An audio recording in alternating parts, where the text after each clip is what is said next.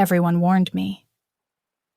The words were whispers from the employment agency, hissed over the phone by the one previous nanny who would speak to me, a ghost of a woman who sounded like she'd aged a decade in 6 months. Don't upset the boy. A simple enough rule, I thought. I was good with children. Don't question the guards. Less simple. Their shoulders were broad enough to block out the sun, and their eyes held a permanent, chilling emptiness. And whatever you do, don't cross Vincent Hale.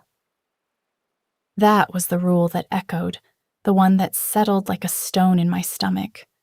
But my sister Maya didn't care about the whispers. Her lungs did not care about my fear. They only cared about the rattling cough that stole her breath and the experimental treatment that cost more than our parents had made in their entire lifetimes. So, I needed the money. I needed it with a desperation that clawed at my insides, sharp and relentless. And the salary Vincent Hale offered could buy Maya a new set of lungs and a future. So I became the new nanny in the most feared household in the city. The Hale mansion was not a home. It was a fortress of polished marble and suffocating silence. It stood on a cliff overlooking the churning gray expanse of the ocean, a monument to power and isolation. My footsteps, clad in the soft-soled shoes the head of staff had provided, were swallowed by the thick Persian rugs. The air smelled of lemon polish, old money, and something else, something metallic and sharp, like unshed blood or unspoken threats. The guards were shadows that moved along the periphery of my vision, their presence a constant low-grade hum of anxiety. And then there was the boy. Leo. He was 5 years old, with his father's dark, serious eyes and a cloud of black hair that fell over his forehead. He never spoke. Not a single word. Not to the stern-faced cook who made his perfectly cut sandwiches, not to the army of tutors who came and went with defeated sighs, not to anyone.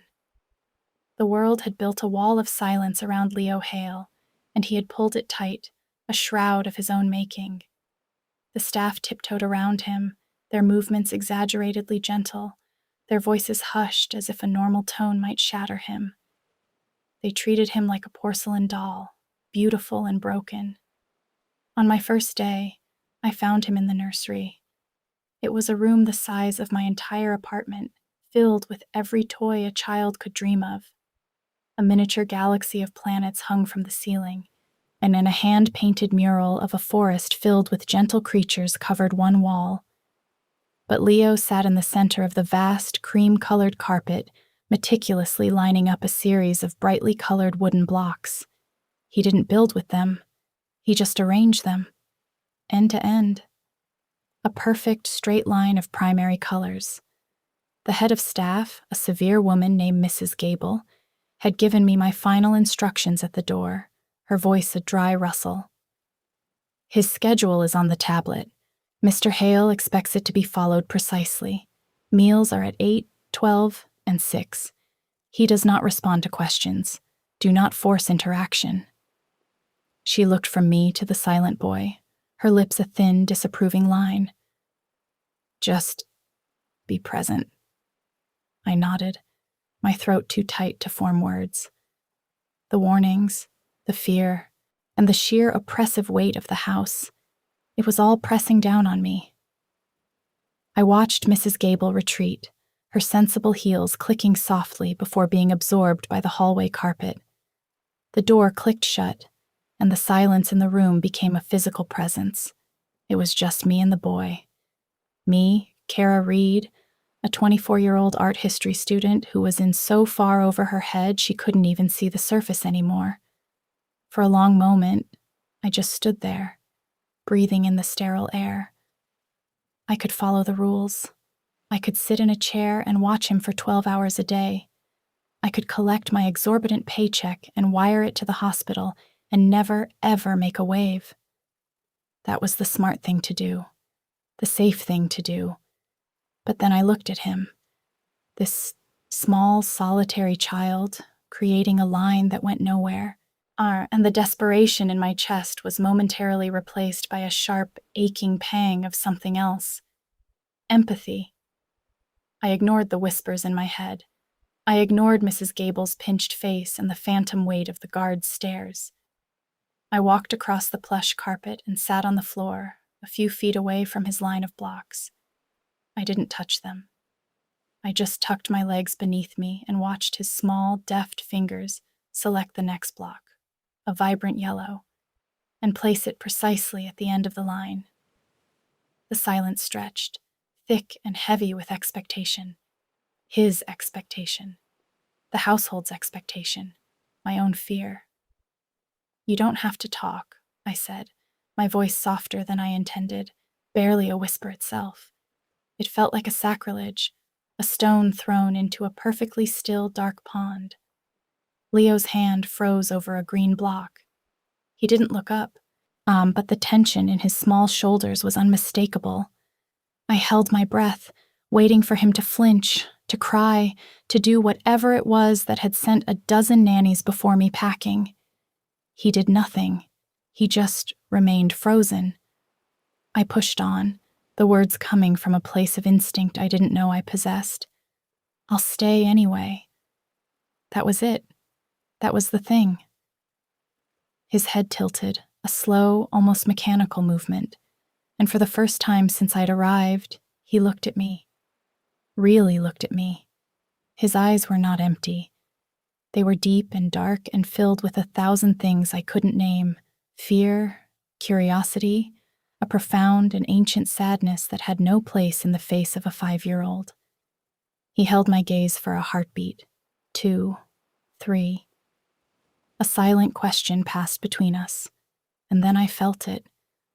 A change in the atmosphere of the room, a sudden drop in temperature, a prickling on the back of my neck that had nothing to do with the child in front of me and everything to do with the presence behind me. It was a gaze that was nothing like the boy's. This one was dark, controlled, assessing. It held the weight of command, the chilling patience of a predator. I knew, without even turning, who it was. My heart hammered against my ribs, a frantic bird trapped in a cage. Slowly, I forced myself to turn my head. Vincent Hale was standing in the doorway. He was exactly as the hushed stories had painted him, and yet, so much more. He wasn't just a man. He was an event. Tall, impeccably dressed in a charcoal suit that probably cost more than my tuition, he leaned against the door frame with an unnerving stillness. His dark hair was threaded with the barest hint of silver at the temples, and his face was all sharp angles and unforgiving lines, as if carved from granite. But it was his eyes that held you captive. They were the same as his son's, but where Leo's held a universe of silent sorrow, Vincent's held the cold, hard vacuum of space. They saw everything and revealed nothing. No one dared speak to his son. It was the cardinal rule, the one I had just shattered into a million pieces. And I, Kara Reed, had not only spoken to him, I had done it on the floor of his nursery, on my very first day. The silence that followed was different. It was not empty. It was charged, electric, a held breath before the lightning strike. I expected anger, a quiet dismissal, a look of cold fury that would have me running from the house without a backward glance. But that's not what I saw. As his gaze flickered from his son, who had, I realized, turned back to his blocks, but was no longer adding to the line, to me, sitting on the floor like an errant schoolgirl, something shifted in the depths of his eyes.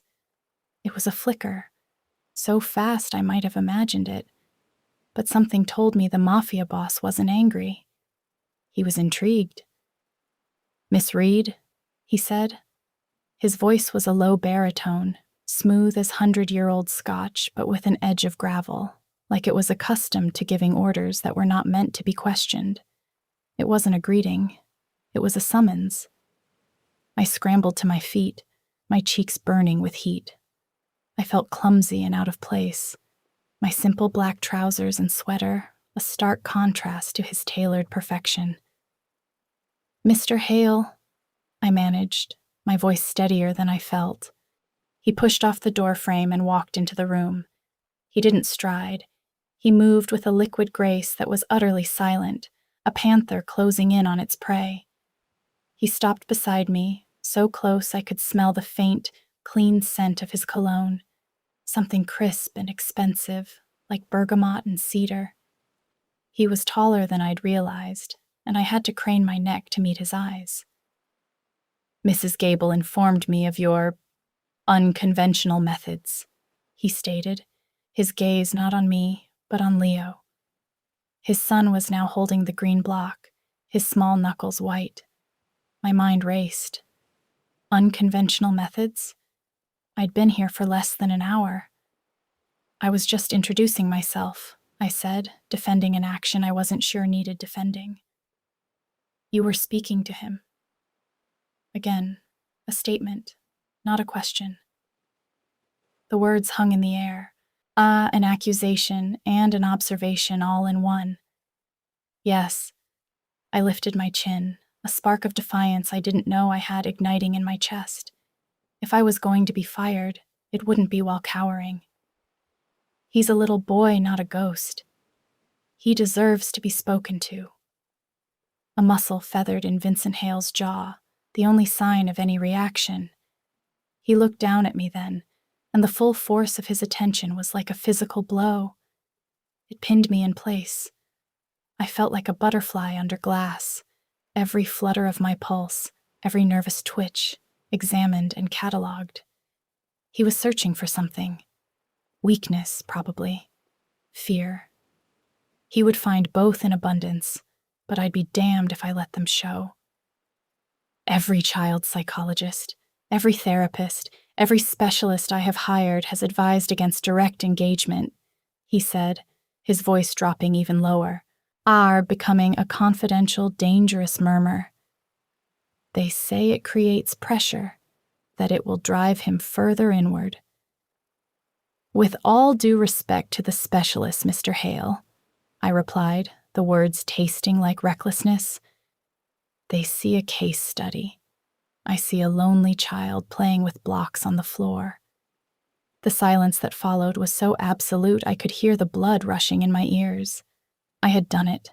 I had crossed him. I had questioned his judgment, his expensive specialists, his entire world. I braced myself. He was quiet for so long I thought he might have turned back to stone. Then, a ghost of something that might have been a smile, or perhaps a grimace, touched the corner of his mouth. It was a chilling, fascinating expression. Mrs. Gable will show you to your quarters, he said, the spell breaking. He turned his back to me, a clear dismissal, and knelt down beside his son. He didn't speak to Leo, but he reached out one large, perfectly manicured hand and gently touched the top of his head. It was a gesture of such profound, quiet tenderness that it completely contradicted the dangerous aura he projected. It was a crack in the granite facade. I stood there for a moment, stunned into inaction. He hadn't fired me. He hadn't even reprimanded me. He had simply ended the conversation. I felt a dizzying mix of relief and confusion. As I backed out of the room, I saw Leo lean infinitesimally closer to his father's touch, his own small hand still clutching the green block. My quarters were in a separate wing of the mansion, connected by a long, glass-walled corridor that overlooked a manicured, desolate garden. The room was larger than my old apartment, unfurnished with elegant antique furniture, a 4-poster bed with crisp white linens, and an ensuite bathroom of gleaming marble. A prison cell fit for a queen. There were no locks on the inside of my door.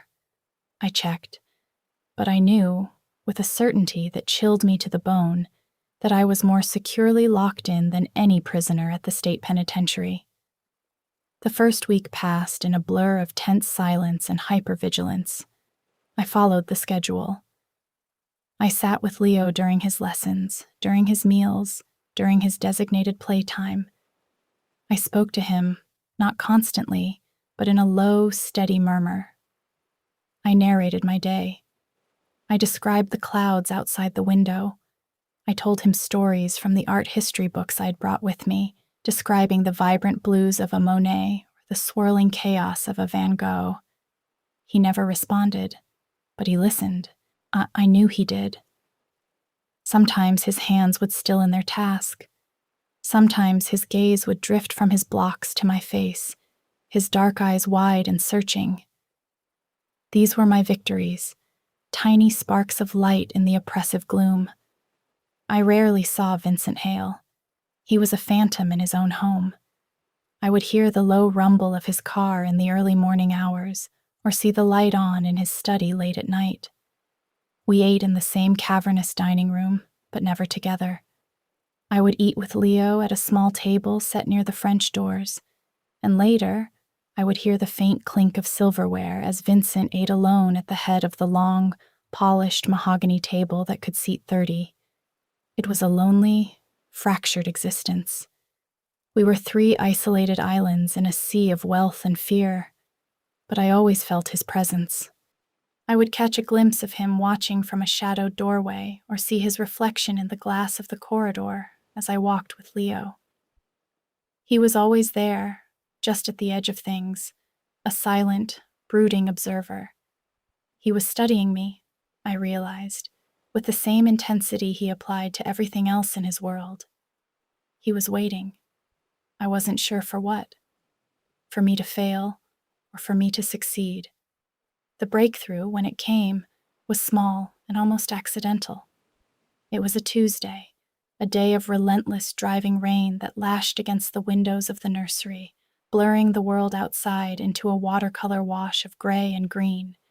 The storm seemed to have seeped into the house itself, making the silence feel heavier, the shadows darker. Leo was on the floor, not with his blocks, but with a large piece of paper and a jar of fat, of brightly colored crayons.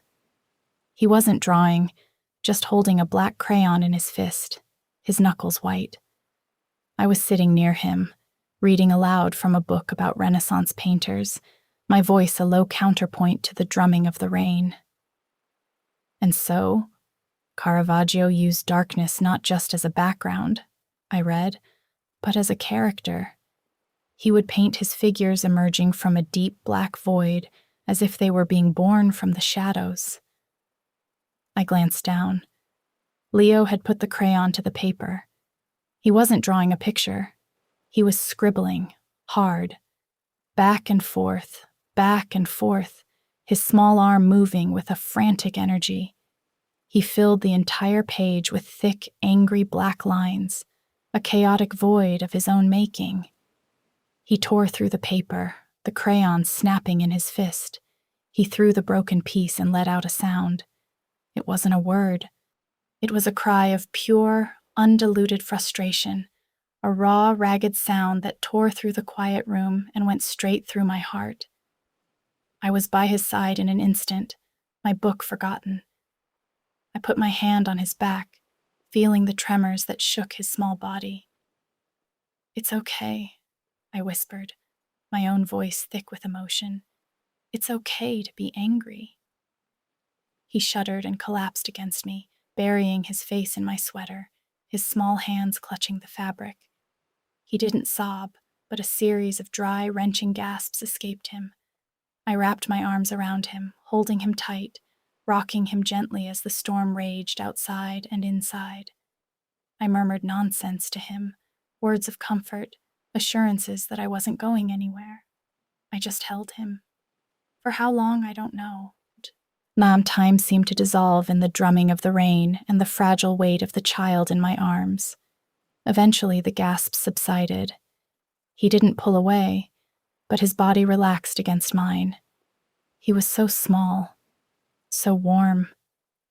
I rested my cheek on the top of his head, breathing in the clean, sweet scent of his hair. And that's when I saw him. Vincent Hale was standing in the doorway again.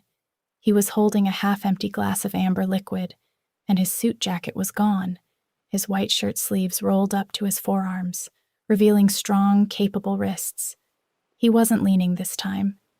He was standing perfectly still, his expression unreadable, his dark eyes fixed on his son wrapped in my arms. This time, I didn't feel fear. I was too consumed with protecting the small boy clinging to me. I met his gaze over Leo's head, my own expression, I'm sure. Fierce and defiant. "Don't you dare!" my eyes said. "Don't you dare ruin this!" He didn't move. He just watched us, and the look in his eyes was no longer just intrigue. It was something deeper, more complex. A flicker of pain, a hint of gratitude, a profound and startling vulnerability. It was the look of a man seeing a crack of light in a room that had been dark for a very, very long time. He lifted his glass in a barely perceptible gesture, not a toast, but an acknowledgement. Then, as silently as he had appeared, he was gone. That night, the dynamic shifted. It wasn't a seismic event, just a subtle realignment of the tectonic plates of our strange little world. For the first time, Vincent Hale joined us for dinner. He didn't sit at the head of the massive table. He had a place set next to mine, at the small table by the French doors. The silence was still there, but it was different. It wasn't empty anymore. It was filled with the unspoken things that had passed between us in the nursery. Leo sat between us, quiet as ever, pushing his peas around his plate. Vincent didn't try to speak to him. He spoke to me. "The agency said you studied art history," he said, his voice cutting through the clink of my fork against my plate. I was so startled I almost dropped it. Yes, I did. Why? The question was so direct, so unexpected, I fumbled for an answer. Why did I study it? Yes. He took a sip of his water, his eyes never leaving my face. It's not a practical degree. I suppose not, I admitted. I love it. The stories behind the paintings, the way a single brushstroke can convey so much emotion. It feels like a secret language to me. A secret language, he repeated, mulling the words over. He looked at Leo, then back at me. And you think you can teach it to him? I think everyone needs a language, Mr. Hale, I said softly, even if it's one without words. He held my gaze for a long moment, and I saw that flicker of vulnerability again, raw and unguarded this time. Her name was Annalisa, he said, his voice so low I barely heard it. My wife, Leo's mother. She was an artist. The confession hung in the air between us, fragile and precious. It was the key, the missing piece, the explanation for the sadness in Leo's eyes, for the silence, for the granite wall Vincent had built around his heart. She died, he continued, his voice flat, devoid of emotion, which was somehow more devastating than if he had broken down. There was an accident. Leo was with her. He saw it. My own breath caught in my throat. I looked at the small boy beside me, methodically arranging his peas into a perfect circle, and my heart shattered for him, for both of them. He hasn't spoken a word since that day, Vincent finished. He pushed his chair back, the sound scraping harshly in the quiet room. He turns 5 next week. I am hosting a small gathering. You will be in attendance. With Leo. It was an order, a return to the familiar dynamic of command, but I knew it was a defense mechanism, a retreat from the emotion he had just exposed. He stood and walked away without another word, leaving me with the ghost of his wife, the weight of his grief, and the silent, broken boy at my side. I reached out and put my hand over Leo's, stilling his movement. He looked up at me, his dark eyes shimmering with unshed tears. I squeezed his hand gently. I didn't have the words to fix his pain, but I had a language of my own. The language of staying. The days leading up to the party were thick with a new kind of tension. My relationship with Vincent had changed. The invisible line between employer and employee had been blurred, smudged by the shared confession and the unspoken understanding that had grown between us. There were still long stretches of silence, but they were more comfortable now. We started eating every meal together. He would ask me about my day with Leo, his questions concise and direct, but genuinely curious. I would tell him about the book we were reading, or the picture Leo had almost drawn. He would listen, his expression unreadable, but I knew he was taking in every word. One evening, I found him in the vast, 2-story library, a place I hadn't dared to enter before. He was standing in front of a roaring fire, a book open in his hand, though he wasn't reading it. The firelight cast flickering shadows across his face, softening the hard lines and highlighting the silver in his hair. "Mr. Hale?" I said from the doorway. He looked up, and for a second he seemed startled, as if I had caught him in a private moment. "Kara," he said, using my first name for the first time. The sound of it in his deep voice sent a strange shiver down my spine. "Come in." I walked hesitantly into the room, the scent of old paper and wood smoke wrapping around me like a blanket. "I was just checking on... I thought I heard a noise." It was a lie. I had seen the light on and had been drawn to it, to him. He knew it was a lie, but he let it pass. "Just me," he said, closing the book. "I can't sleep." "The party," I guessed. A humorless smile touched his lips. "Among other things." He gestured to the shelves that lined the walls, floor to ceiling. Annalisa loved this room. She said books were the kindest of friends. They give you everything and ask for nothing in return. I walked over to a shelf, running my fingers over the leather-bound spines. She had good taste. I pulled one out. It was a collection of poetry by Rilke. Tucked inside was a pressed flower, a faded violet, its color almost gone. A small, intimate piece of her left behind. "She was light," he said, his voice rough with memory. "And I am..." He trailed off, looking into the fire. You're his father," I finished for him, my voice soft. "You're the one who stayed."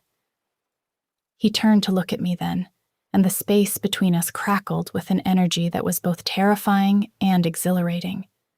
The firelight danced in his dark eyes, and I saw not a mafia boss, not a cold, calculating monster, but a man drowning in grief, desperately trying to keep his head above water for the sake of his son.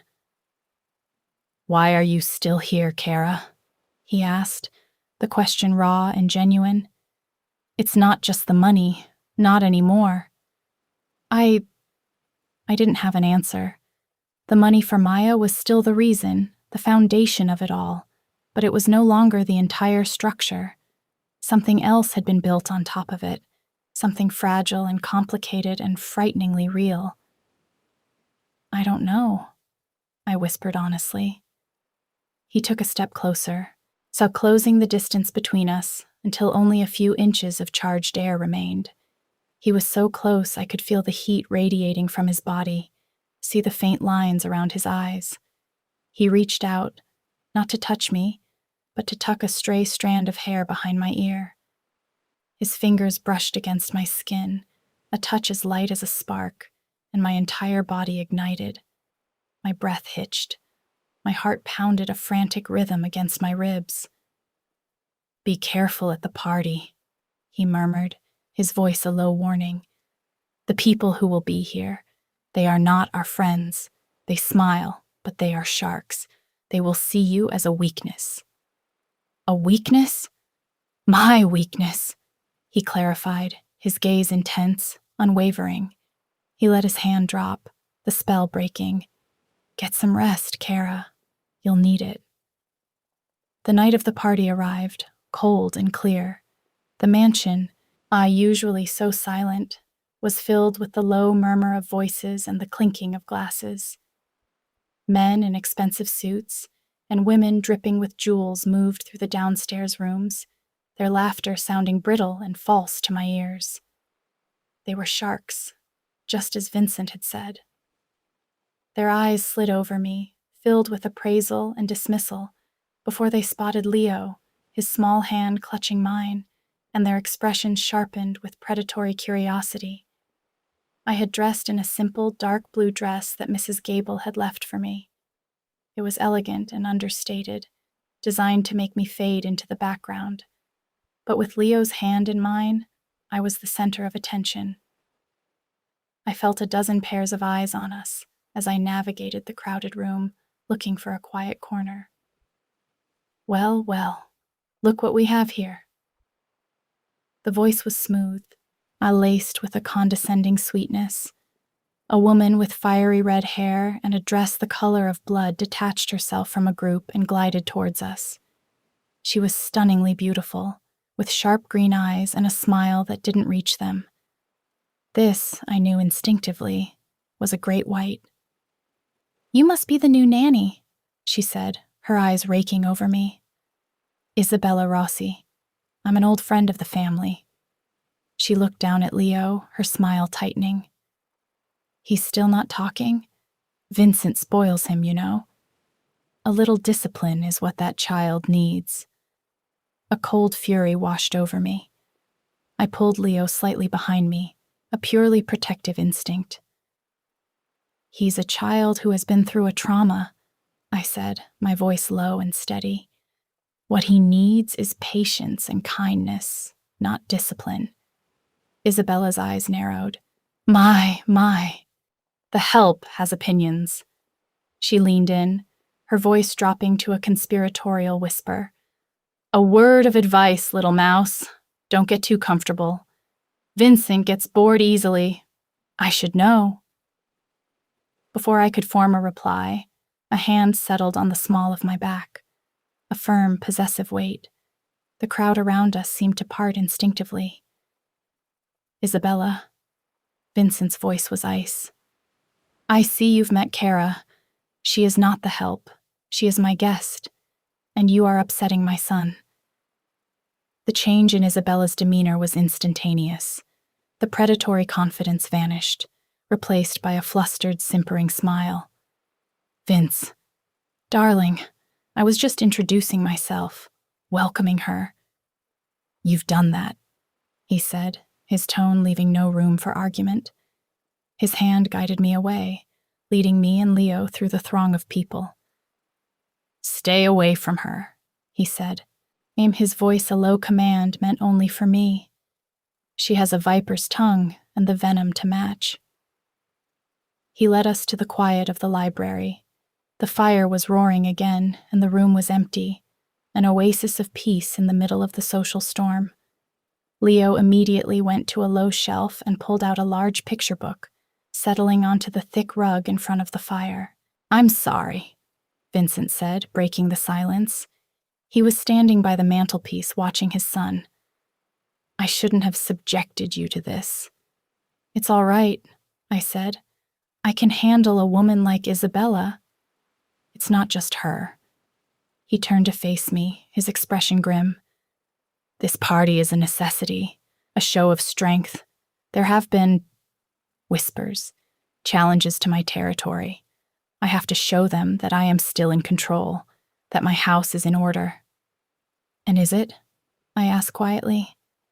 His gaze met mine, and the world outside the library faded away. "It is now," he said, the words heavy with meaning. Just then, a man appeared in the doorway. He was younger than Vincent, with the same dark hair, but a wider, more charming smile. He looked like a softer, more approachable version of his cousin. "Vince, there you are, hiding in here with a lovely nanny, I see." Vincent's posture stiffened almost imperceptibly. "Marco, what do you want?" "Just came to wish the little man a happy birthday," Marco said, his smile unwavering as he walked into the room. He knelt down by Leo. "Hey, champ, no word for your favorite cousin?" Leo ignored him, turning a page in his book. Marco's smile tightened for a fraction of a second before he stood up, clapping his hands together. "Well, the night is young. Don't hide away for too long, cousin. People will talk." He winked at me, a gesture that felt both flirtatious and vaguely slimy, and then he was gone. "That's your cousin?" I asked. "Marco," Vincent confirmed, his voice tight. "My father's brother's son. He's ambitious." The way he said the word made it sound like a disease. He watched the doorway where Marco had disappeared, a deep, thoughtful frown on his face. The protector was on high alert, and I realized with a jolt that the threat wasn't just outside the walls of this mansion. It was inside, too, wearing a charming smile and a familial name. The party wound down, and the house eventually returned to its familiar, echoing silence. But the peace was shattered. The knowledge that we were being watched, not just by Vincent's enemies, but by his own family, left a residue of fear in the air. The next few days were quiet, but it was the quiet of a held breath. Vincent was more present than ever, but also more distracted, often lost in thought or taking hushed, angry phone calls in his study. The cracks in his armor were sealing over, the granite facade returning as he dealt with the threats to his empire. He was retreating from me, from the vulnerability we had shared, and a cold knot of disappointment and fear formed in my stomach. I had grown used to the man by the fire, not the king on his throne. One afternoon, I took Leo out to the garden. It was a rare, sunny day, and I thought the fresh air would do him good. The garden was a masterpiece of landscape design, with stone paths, a koi pond, and rose bushes that were just beginning to bud. It was also surrounded by a 10-foot wall topped with iron spikes, a beautiful cage. We were walking along the path near the back wall when Leo suddenly stopped. He pointed a small finger towards a thicket of overgrown ivy. I couldn't see anything, but he refused to move, his body rigid with fear. "What is it, sweetie?" I asked, kneeling beside him. "Is there a bunny in there?" He shook his head, his eyes wide with terror. And then I heard it. A faint click. The sound of a camera shutter. My blood ran cold. I scooped Leo into my arms, my heart hammering against my chest. "It's okay," I said, my voice a strained whisper. "We're going back inside now." I turned and ran, my only thought to get him back to the safety of the house. As I reached the terrace doors, I glanced back. For a split second, through a gap in the ivy, I saw a flash of movement. A man in dark clothing scrambling away. I burst into the house, nearly colliding with Vincent, who was coming out of his study. One look at my face, at the terrified child in my arms, and his expression turned to thunder. "What happened?" he demanded, his hands on my shoulders, his grip like iron. "Someone was in the garden," I gasped, clutching Leo tighter. "Watching us, taking pictures." A string of curses, low and vicious, escaped his lips. He ushered us into the study and slammed the door, barking orders into an intercom on his desk. Within seconds, the house was on high alert. I could hear the sounds of guards running, of doors being secured. Vincent paced the room like a caged tiger, his face a mask of cold fury. He was no longer the grieving man or the hesitant suitor. He was the predator whose territory had been invaded, whose most precious possessions had been threatened. And I realized, with a terrifying certainty, that he considered me one of those possessions. He stopped in front of me, crouching down so he was at eye level with me and Leo, who was still hiding his face in my shoulder. "Are you hurt?" he asked, his voice tight with controlled rage. "No, we're fine. Just scared." He reached out and brushed a thumb over Leo's head, his touch surprisingly gentle. Then his eyes met mine. "This ends now," he said, his voice a low, deadly promise. "I have been patient. I have issued warnings. That was a mistake." He stood and went to his desk, pulling open a drawer. My eyes widened as he removed a sleek, black handgun, checking the magazine with an efficient, practiced motion. This was him. This was the real Vincent Hale, the man people whispered about in fear. The man who solved his problems not with words, but with violence. "What are you going to do?" I whispered, horrified and fascinated. He looked at me, his eyes cold and hard as diamonds. "I'm going to remind them why they should be afraid of the dark."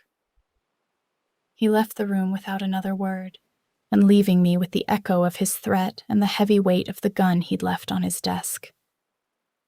The sight of it, lying there on the polished wood, was a stark reminder of the world I had stepped into. A world of violence and death. A world that had nothing to do with art history and everything to do with survival. Hours passed. The house was locked down tight, silent as a tomb. I stayed in the study with Leo, who had eventually fallen into an exhausted sleep on the leather sofa. I couldn't rest. I paced the room, my mind replaying the sight of Vincent with the gun, the cold fury in his eyes. I was terrified of him, and yet a part of me, a dark, treacherous part, felt a thrill of security. He was a monster, but he was our monster. It was nearly dawn when he returned. He entered the study silently, and I almost didn't notice him until he was standing right in front of me. He looked exhausted. There was a dark smudge on his cheek that looked like dirt, or maybe gunpowder, and a small cut above his eyebrow. His suit was rumpled, and he had shed his tie. "It's done," he said, his voice rough with fatigue. "What's done?"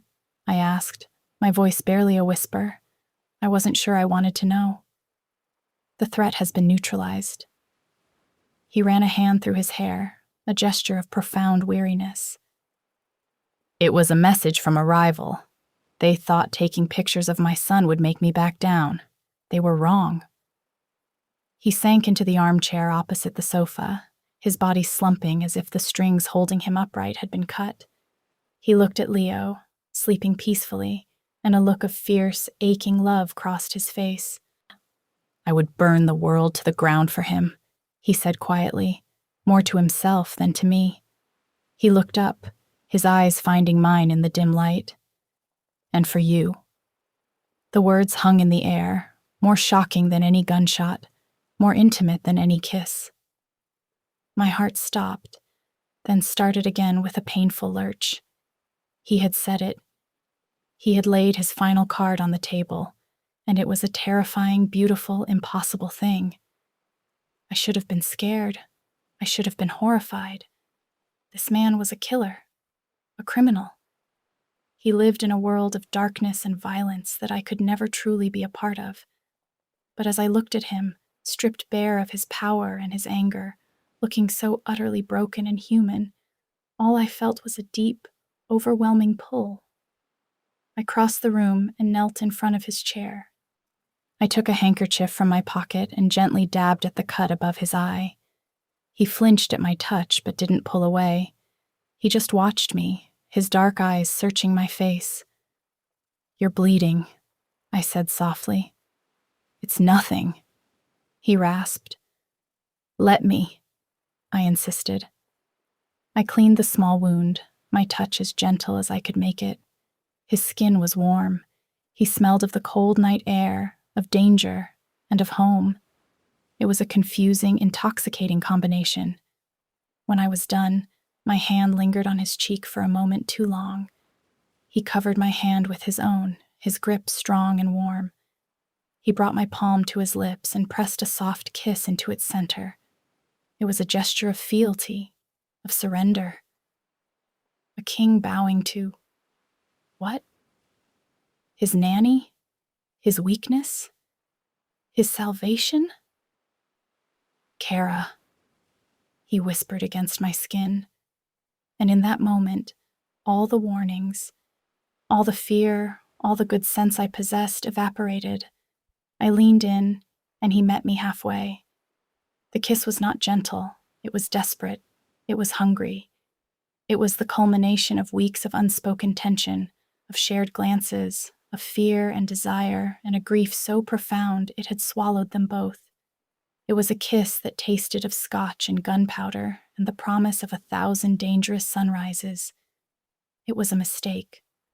I knew it was a mistake, but it was a mistake I was willing to make. The kiss broke, leaving us both breathless. He rested his forehead against mine, his eyes closed. "This is complicated," he breathed. "Tell me something I don't know," I whispered back, a ghost of a smile on my lips. But the fragile peace was not meant to last. As we stayed there, caught in the quiet aftermath, my eyes drifted to his desk, to the papers he had been working on before the chaos erupted. One was askew, and a single name, typed in bold, caught my eye. Maya Reed. My sister's name. A cold dread, colder than any fear I had felt in the garden, washed over me. I pulled back from him, my blood turning to ice in my veins. "What is that?" I asked, my voice trembling as I pointed to the paper. Vincent's eyes opened. He followed my gaze, and his expression shuddered, the granite wall slamming back into place. "It's nothing. Business." "No," I said, standing up, my heart pounding with a new, sickening rhythm. "That's my sister's name. What does your business have to do with my sister?" I stalked over to the desk, my hands shaking. He was on his feet in an instant, trying to block me, but I was too fast. I snatched the paper. It was a private investigator's report. Were a full background check. On me, on my family, on Maya's illness, on the exact cost of her treatment, on the hospital's dire financial situation. And at the bottom, a handwritten note: acquisition of St. Jude's pediatric wing pending. Leverage secured. Leverage. I was the leverage. The room tilted. I looked from the paper to his face, and I saw it all with a horrifying clarity. It wasn't a coincidence. It wasn't a desperate nanny finding the perfect high-paying job in the nick of time. It was a calculation, a chess move. He hadn't just hired me. He had acquired me. He had found my weakness, my love for my sister, and he had exploited it. He was buying the hospital wing where she was being treated. He owned her future. He owned me. "You knew," I whispered, the words like glass in my throat. "From the very beginning. You knew about Maya. You orchestrated all of this." He didn't deny it. The weary man from moments before was gone, replaced by the cold, calculating strategist. "I needed the best for my son. Someone who wouldn't break. Someone who had a compelling reason to stay, no matter what." "A compelling reason?" I laughed, a bitter, broken sound. "You mean a chain. You put a chain around my neck from the moment I walked in that door." The betrayal was so immense, so absolute, it stole my breath. The tenderness, the vulnerability, the kiss, was it all a lie? A tool to ensure my compliance? "It wasn't like that," he said, taking a step towards me. "Don't." I flinched back as if he were fire. "Don't touch me." Every moment, every kind word. Was it all part of the plan? Was I just another asset to be managed? "No," he said, and for the first time, I heard a crack in his voice, a note of desperation. "Kara, listen to me. It started that way. I won't lie to you. It was a cold calculation, but it changed. From the first day when you sat on that floor, it all changed." "How can I believe you?" I cried, tears of rage and heartbreak streaming down my face. "How can I believe anything you say? Your entire world is built on lies and manipulation." I threw the paper at him. It fluttered to the floor between us, a testament to his betrayal.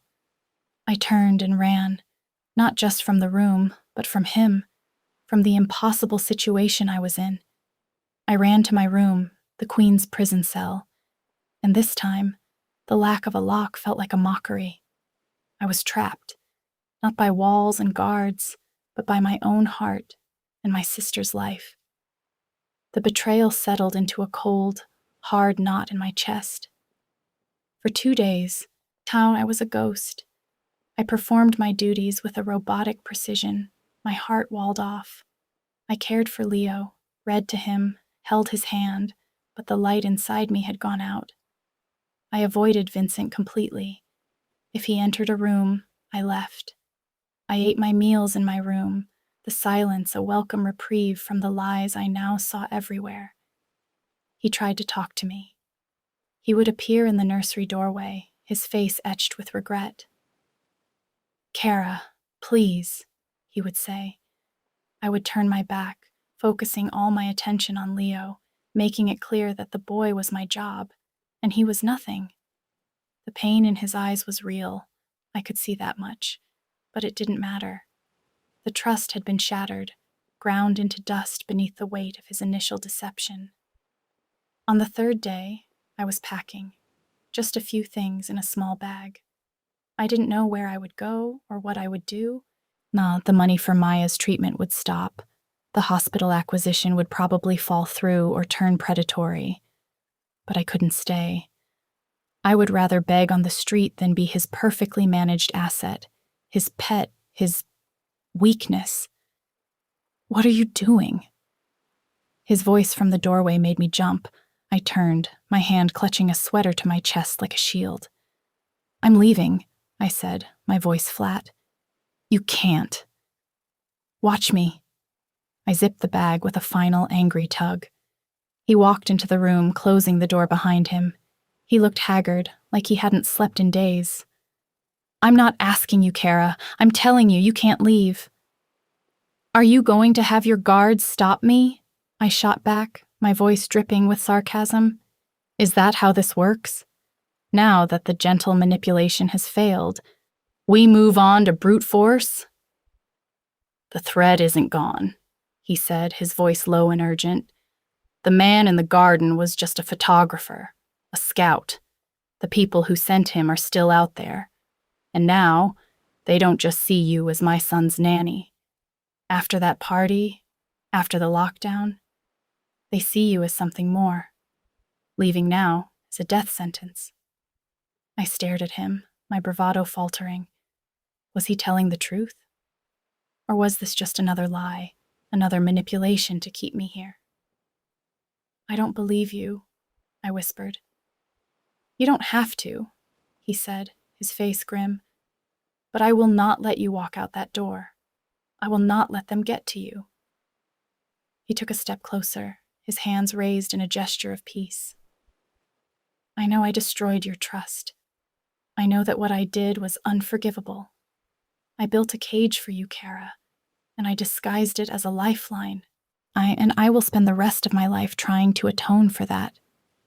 But everything that has happened since you walked through that door, everything I have felt, that was real." He pulled a document from his jacket pocket and held it out to me. "This is the contract for the hospital wing. It's been transferred into a trust. Your trust. It's yours. Maya's treatment is guaranteed, forever, whether you are standing in this room or you are 1,000 miles away. It's done. There are no more chains."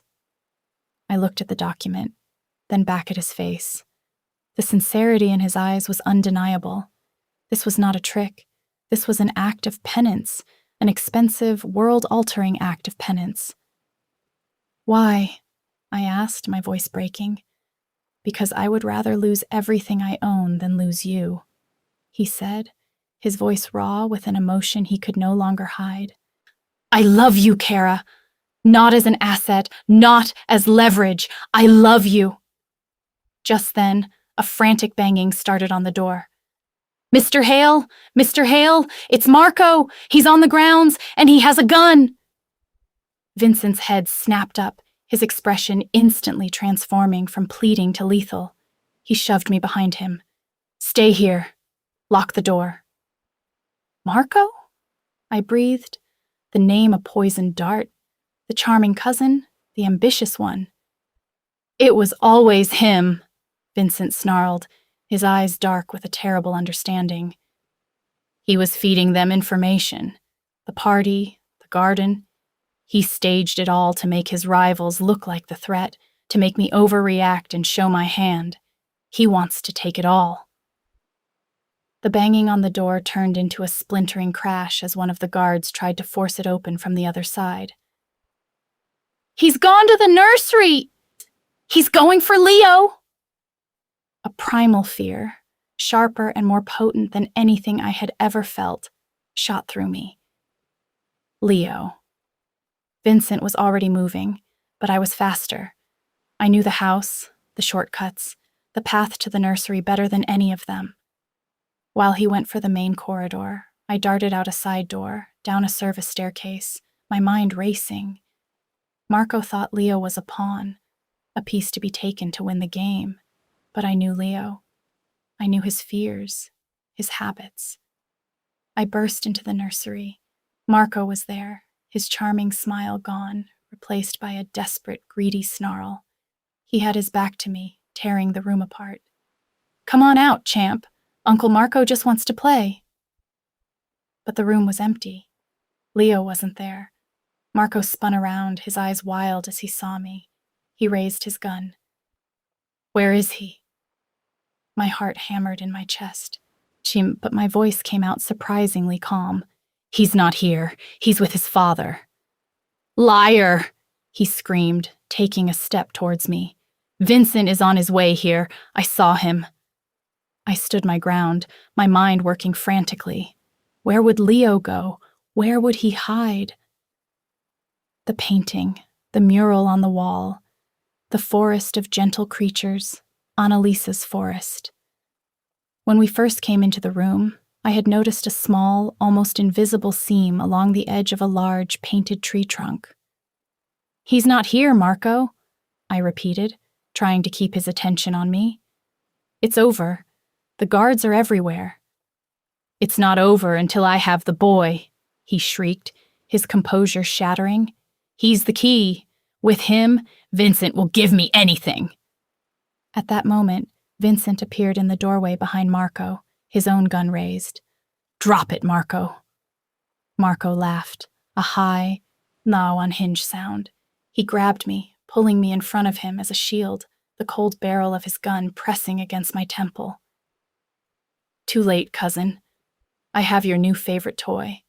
Now, you're going to give me everything.